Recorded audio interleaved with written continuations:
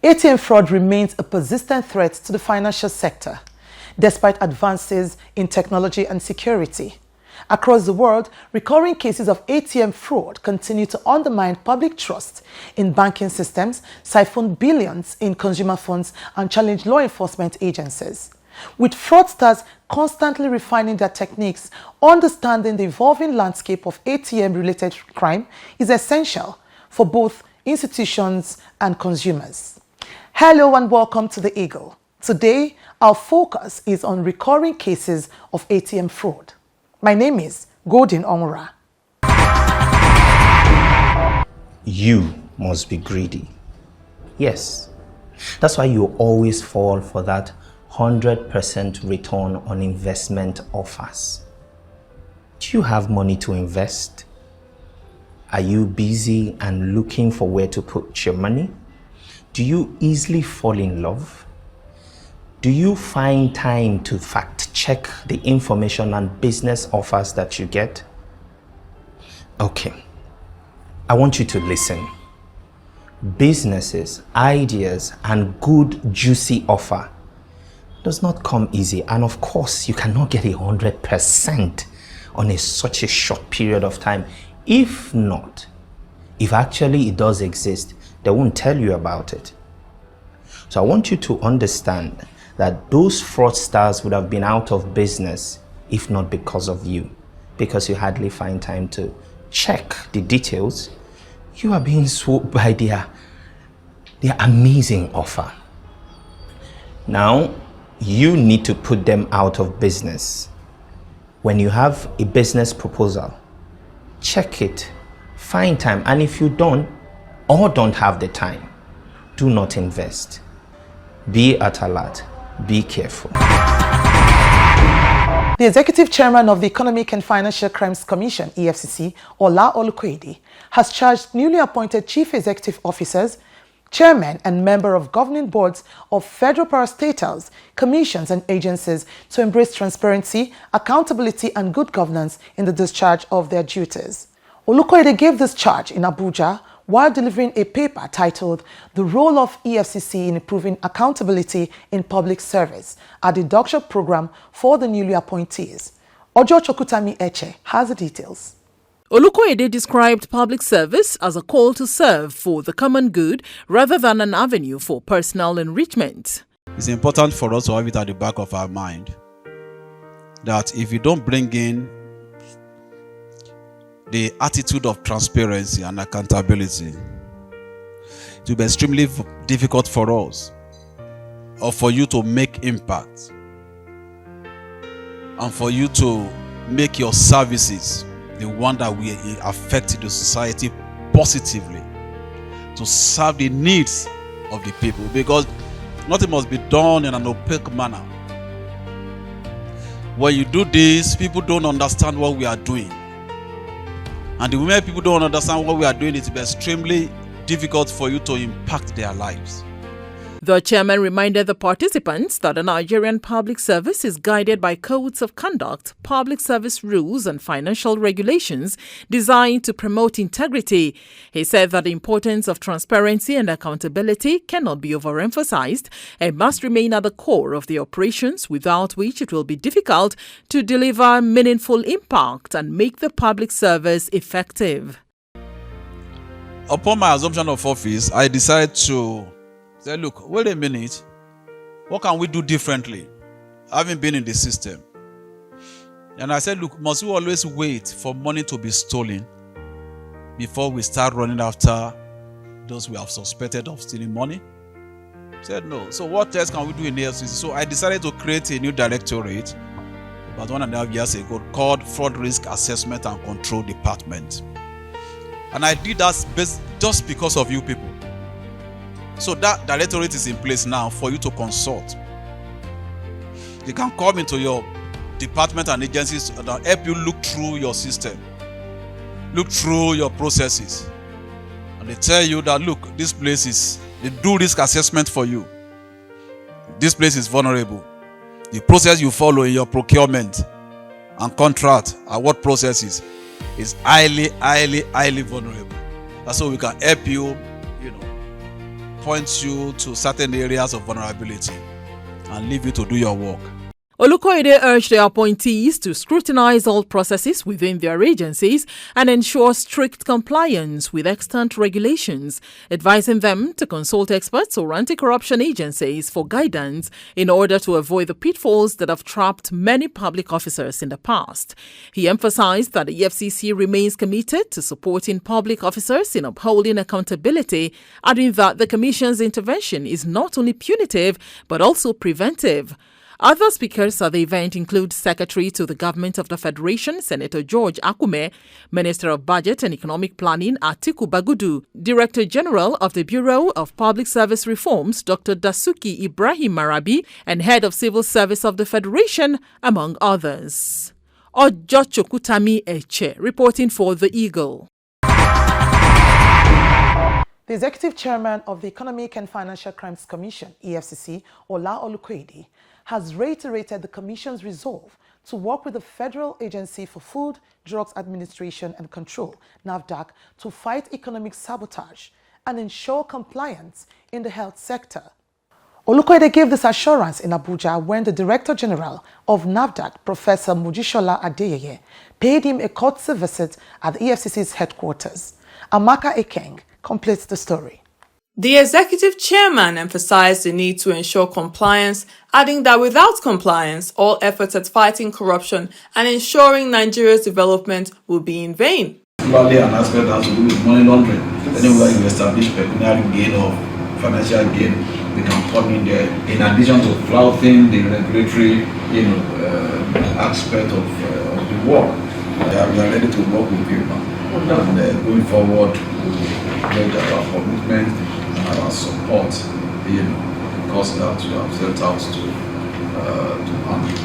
Olukoide further stated that an aspect of the Commission's mandate empowers it to collaborate with other stakeholders in the fight against financial crimes and economic sabotage. This, he said, was why the Commission was named Economic and Financial Crimes Commission, EFCC, with the responsibility of investigating and prosecuting those who, in the course of carrying out an economic activity, take undue advantage of the loopholes in our laws and our regulations for pecuniary or financial gains.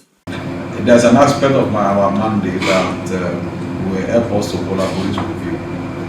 People always see the financial crimes aspect. There's the economic sabotage aspect of our work.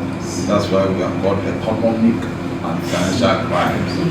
And the essence of that is that if anybody, because of carrying out economic activities, takes undue advantage of the loopholes in our laws and our regulations for pecuniary or financial gain, we can go investigate and prosecute. The Imo State Division of Court of Appeal has upheld the conviction and 3-year sentence of Prince Lasbury Okafor Anyanwu, a former commissioner of transport in the Rochas Okorocha administration of Imo State, for 180 million naira fraud. Anyanwu was arraigned by the Enugu Zonal Directorate of the Economic and Financial Crimes Commission, EFCC, on November 26, 2020, before Justice E.F. Njamanze of the Imo State High Court on a 4-count charge bordering on abuse of office and fraudulent diversion of 180 million naira. The convict, while serving as Commissioner of Transport under Okorocha's administration, diverted the said sum from the account of the Imo State Transport Company to Oma Oil and Industries Limited, a company in which he has interest through phony contracts. Chinonso Alexandeni has the reports. One of the charge reads, Prince Lasbury Okafor Anyanwu, aka Lasbury Okafor, between the 6th day of November 2017 and 10th day of November 2017, while being employed as the chairman, Committee on Review of Imo Transport Company, used his office to confer a corrupt advantage upon himself when he caused the transfer of 100 million naira property of Imo Transport Company's account with Imo State Microfinance Bank, Polaris Bank account number 409066688828, belonging to Oma Oil and Industries Limited, a company in which he is a shareholder, director, chairman, chief executive, and signatory to the bank accounts of the said company. I am Chinonso Eni, reporting for the Eagle. ATM fraud involves unauthorized access to an individual's bank account via an automated teller machine ATM card. Criminals use various methods to steal personal banking information, gain access to bank accounts, and withdraw or transfer money illegally. Governments, financial authorities, and law enforcement agencies such as the EFCC are working tirelessly to combat ATM fraud through legislation, collaboration with international cybercrime agencies, and public awareness campaigns. Today on our interview segment, we will be looking at recurring cases of ATM fraud. Miracle Chukwagozi and our guests are standing by. Automated teller machine card, popularly known as ATM card swapping, is a growing form of financial fraud in Nigeria, where fraudsters trick unsuspecting bank customers into exchanging their valid ATM cards with fake ones. These fraudsters exploit psychological pressure, offering to help ATM users under stress. There have been recurring incidents of ATM card swapping fraud across Nigeria and even in the diaspora. Today, I have with me as guest Chief Superintendent of EFCC, Mohammed Sambo. He's an investigator with the Advanced Fee Fraud Section at the corporate headquarters of the EFCC. We'll be talking about recurring cases of ATM card fraud. You're welcome, CSE Mohammed. Thank you, Miracle, for having me. So can you explain to those watching us, or our viewers, and also those listening to us, what ATM card swapping is all about? ATM card swapping simply means it's a form of financial crime whereby criminals now take control of your ATM debit or credit card in order to gain access to your finances in your bank and make use of it. So ATM card swapping is one of the trending crimes these days because people are using vulnerabilities of ATM users, those who are less educated more especially. You find at times that some people, when they go to a point of sale terminals or ATM points, they normally look for assistance in order to be able to make a transaction.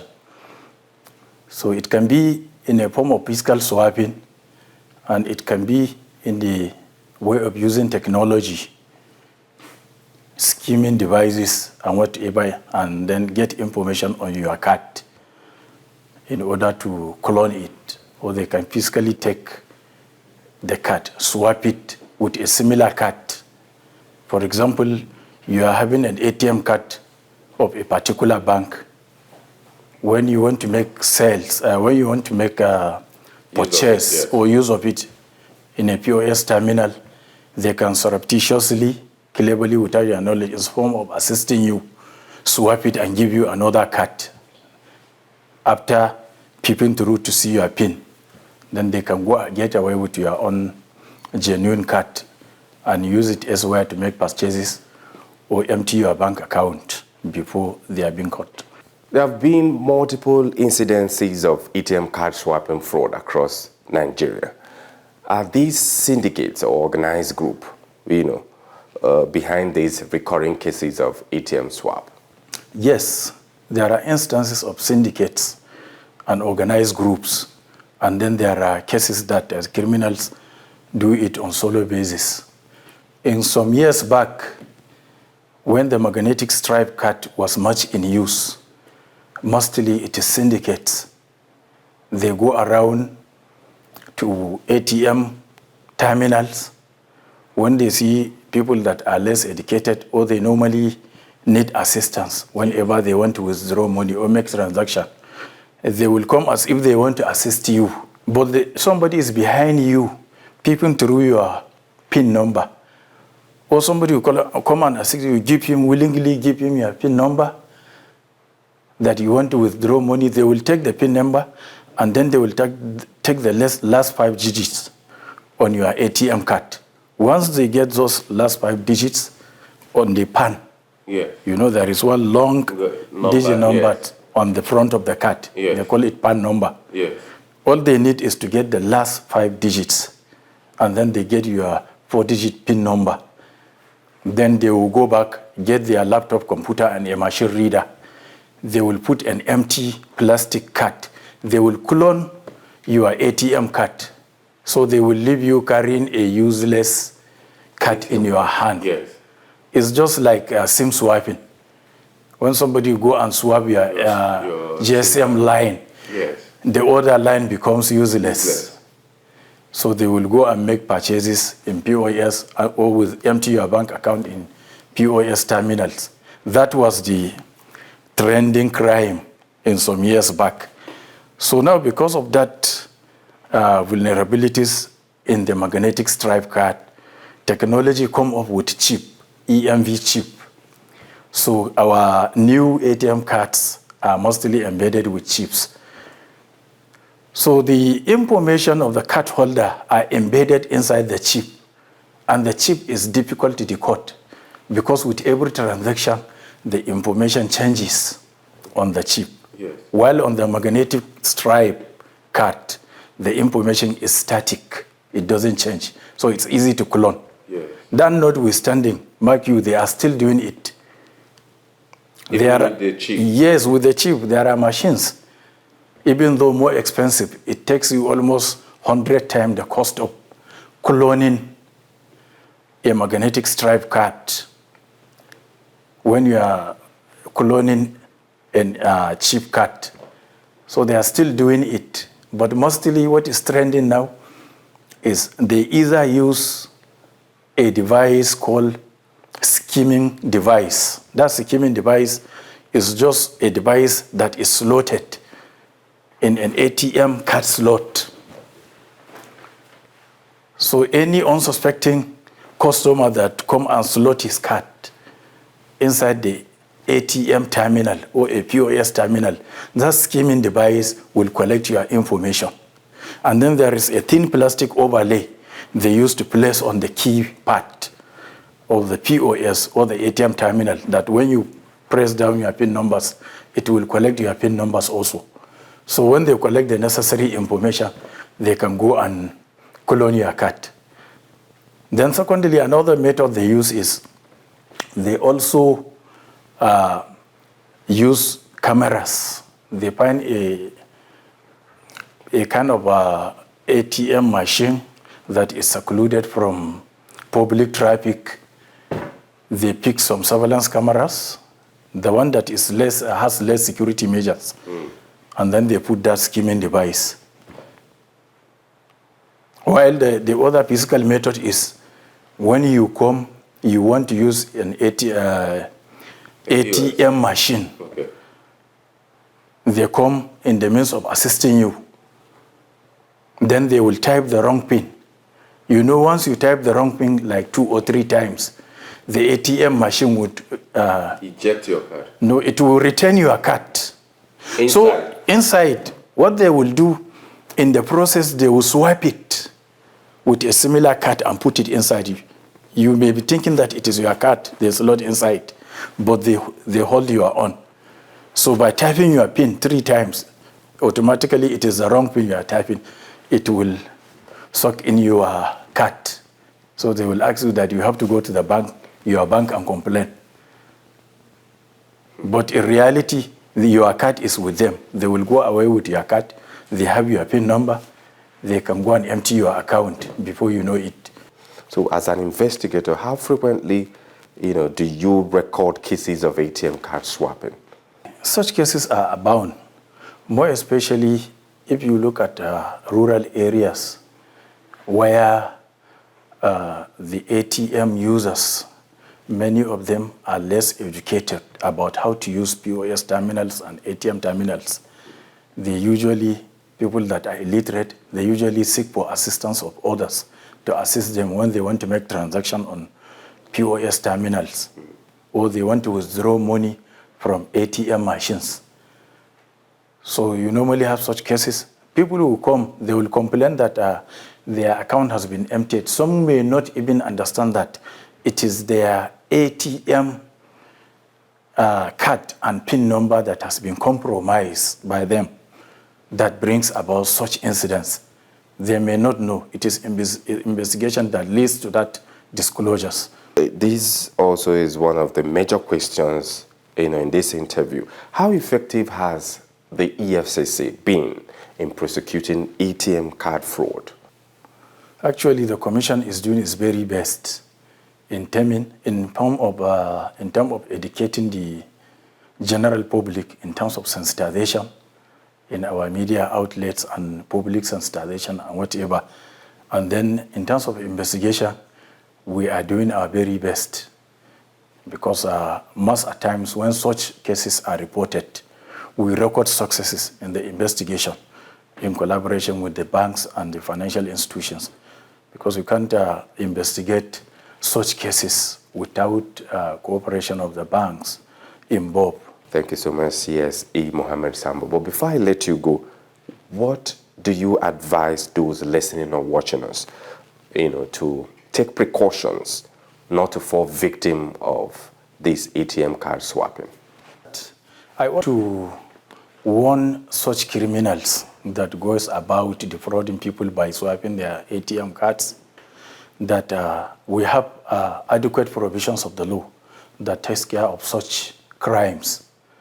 Like we have Cybercrime Act 2015 as amended, which has provided for adequate punishments, because all these crimes are under the ambit of the cybercrime. It's illegal access to computer systems, while it can also be adequately taken care of under our penal court systems. So criminals should be careful, should worry that EFCC is watching them. And whenever we have such cases, we will leave no stone unturned in investigating and getting to the root of the matter and prosecuting such cases. ATM card swapping is preventable with a combined effort of financial institutions, law enforcement, and the general public. Awareness remains the most effective tool against this form of fraud. That concludes our discussion on the topic, recurring cases of ATM card fraud, as the guest has provided insights on the above topic. Join hands with the EFCC to rid the country of corruption and economic and financial crimes. My name is Miracle Chukwuagoziem. Back to the studio for the rest of the program.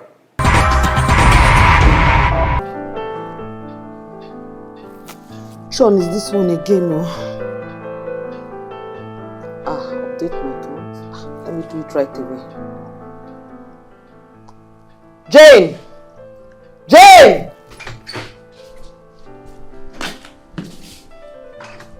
Come here, back.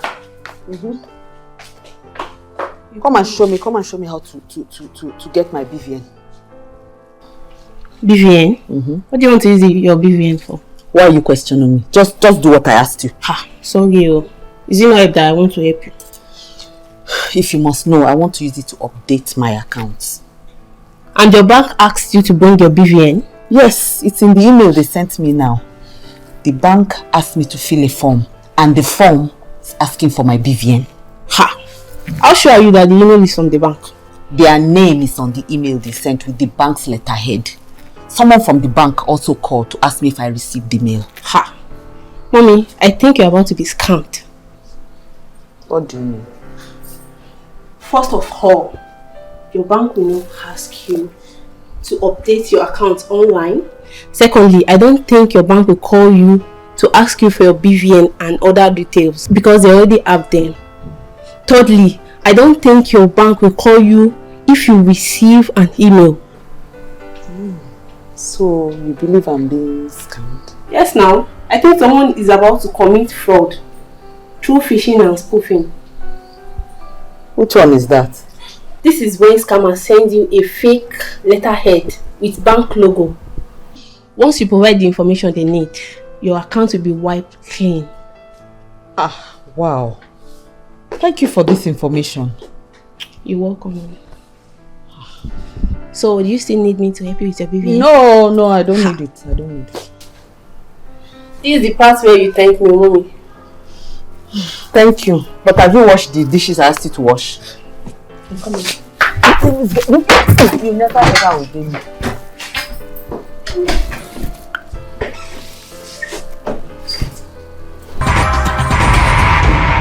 Recurring ATM fraud is a dynamic and persistent threat requiring coordinated efforts from individuals, banks, and law enforcement. While technology can offer solutions, constant vigilance and consumer education are key to staying ahead of evolving tactics. The fight against ATM fraud is far from over, but with proactive measures, its impact can be significantly reduced. And that is where we wrap up today's episode of The Eagle. We will be back next week with another interesting episode. Let's keep the conversation going. You can send us email to info@efcc.gov.ng or call us on 080-933-22644. Also follow us on Facebook, X, and Instagram. For more information on the activities of the EFCC, you can visit our website www.efcc.gov.ng. Let me also invite you to a live discussion with EFCC on EFCC Connect, happening on our X and Facebook spaces every Wednesday at 6 p.m. Do you have burning questions to ask the EFCC? EFCC Connect is the right platform to do so. Also tune in and listen to EFCC Radio 97.3 FM, Voices Against Economic and Financial Crimes. My name is Golden Onra. Enjoy the rest of your day.